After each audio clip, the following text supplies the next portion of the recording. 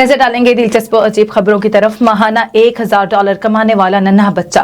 गैर मुल्की खबर रिसा एजेंसी के मुताबिक बर्गस डेरेंगटन ने दुनिया के कई ममालिक का सफर कर चुके हैं और इस दौरान इस बच्चे की वीडियोस बनाकर इंटरनेट पर शेयर की गई, जो बेइंतहा मकबूलियत हासिल कर रही हैं।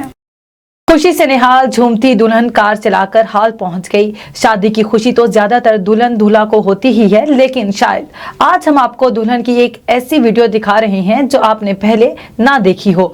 वीडियो में दुल्हन को खुशी से झूमते देखा जा सकता है।